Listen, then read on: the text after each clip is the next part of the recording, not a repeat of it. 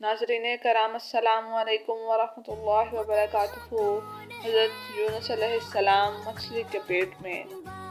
हज़रत यूनुस अलैहिस्सलाम शहर ने नवा के बशिंदों की हदायत के लिए रसूल बनाकर भेजा था।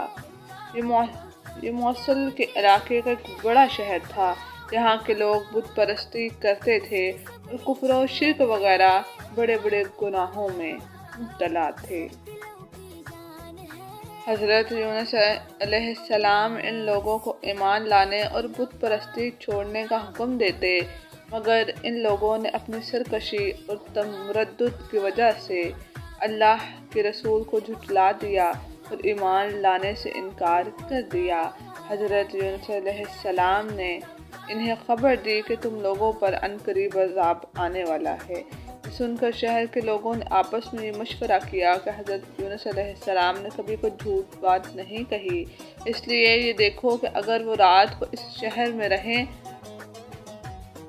जब तो समझ लो कि कोई ख़तरा नहीं है, और अगर उन्होंने इस शहर में रात ना गुजारी तो यकीन कर लेना कि ज़रूर अज़ाब आएगा। रात को लोगों ने ये देखा कि हज़रत यूनुस अलैहिस्सलाम शहर से बाहर तशरीफ़ ले गए और वाकई सुबह होते ही अज़ाब के आसार नज़र आने लगे। तो चारों तरफ से काली बदलियाँ नमूदार हुई और हर तरफ से धुआं उठा कि शहर पर छा गया। ये मंजर देखकर शहर के बाशिंदों को यकीन हो गया कि अज़ाब आने ही वाला है।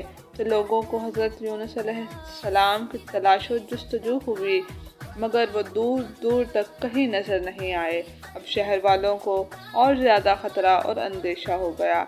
चनाचा शहर के तमाम लोग खौफ़े खुदाबंदी से डरकर कांप उठे और सब के सब औरतों, बच्चों, बल्कि अपने मवेशियों को साथ लेकर और फटे पुराने कपड़े पहनकर रोते हुए जंगल में निकल गए और रो रो कर सदक दिल से हज़रत यूनुस अलैहिस्सलाम पर ईमान लाने का इकरार व ऐलान करने लगे।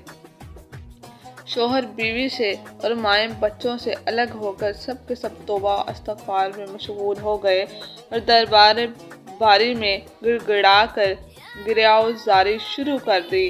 जो मुज़ालिम आपस में होते थे एक दूसरे से माफ़ कराने लगे और जितनी हक तलफियाँ हुई थी सब के सब आपस में माफ़ी तलाफ़ी करने लगे। गर्ज सच्ची तौबा करके खुदा से ये अहद कर लिया कि हज़रत यूनुस अलैहिस्सलाम जो कुछ खुदा का पैगाम लाए हैं हम इन पर सदक दिल से ईमान लाएं। अल्लाह ताला को शहर वालों की बेकरारी और मुखलिसाना गिरयावज़ारी पर रहम आया और अज़ाब उठा लिया गया।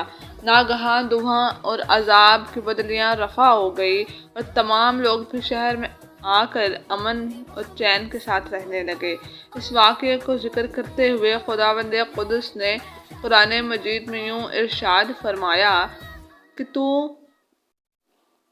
हुई होगी न कोई बस्ती के ईमान लाती तो इसका ईमान काम आता। हाँ, यूनुस की कौम जब वो ईमान लाए तो हमने इनसे रुसवाई का अजाब दुनिया की ज़िंदगी में हटा दिया और एक वक़्त तक इन्हें फ़ायदा उठाने का मौका दे दिया। मतलब ये है कि जब किसी कौम पर अजाब आ जाता है तो अजाब आ जाने के बाद ईमान लाना मुफीद नहीं होता, मगर हज़रत यूनुस अलैहिस्सलाम की कौम पर अजाब की बदलियाँ आ जाने के बाद भी जब वो लोग ईमान लाए तो इनसे अजाब उठा लिया गया। अजाब टलने की दुआ क्या थी? तबरानी शरीफ की रवायत है कि शहर ने नवा पर जब अजाब के आसार ज़ाहिर होने लगे और हज़रत यूनुस अलैहिस्सलाम बावजूद तलाश और जुस्तजू के लोगों को नहीं मिले तो शहर वाले घबरा कर अपने एक आलिम के पास गए जो साहबे ईमान और शेख वक्त थे। इनसे फरियाद करने लगे तो उन्होंने हुक्म दिया कि तुम लोग ये वजीफ़ा पढ़ कर दुआ मांगो। चनाचा लोगों ने दुआ पढ़ कर अल्लाह से आहोज़ारी करके गिड़गिड़ा कर दुआ मांगी तो अजाब टल गया। लेकिन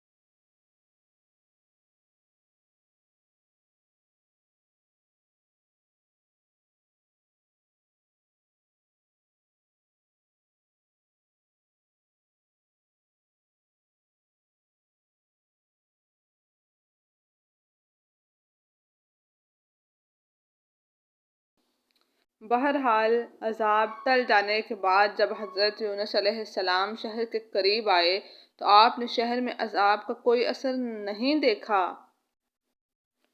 لوگوں نے عرض کیا کہ آپ اپنی قوم میں تشریف لے جائیں تو آپ فرمایا کہ کس طرح اپنی قوم میں جا سکتا ہوں، میں تو ان لوگوں کو عذاب کی خبر دے کر شہر سے نکل گیا تھا مگر عذاب نہیں آیا، تو اب وہ لوگ مجھے جھوٹا سمجھ کر قتل کر دیں گے۔ آپ یہ فرما کر اور غصے میں بھر کر شہر سے پلٹ آئے اور ایک کشتی میں سوار ہو گئے۔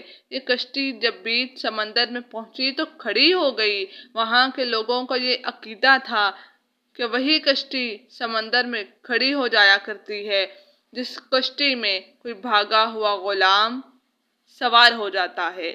چنانچہ کشتی والوں نے قرعہ نکالا تو حضرت یونس علیہ السلام کے نام کا قرعہ نکلا، تو کشتی والوں نے آپ کو سمندر میں پھینک دیا اور کشتی لے کر روانہ ہو گئے، اور فوراً ہی ایک مچھلی آپ کو نگل گئی اور مچھلی کے پیٹ میں جہاں بالکل اندھیرا تھا آپ مقید ہو گئے، مگر اسی حالات میں آپ نے آیت کریمہ کا وظیفہ پڑھنا شروع کر دیا، تو اس کی برکت سے اللہ تعالیٰ نے آپ کو اس اندھیری کوٹری سے نجات دی اور مچھلی نے کنارے پر آ کر آپ کو اگل دیا۔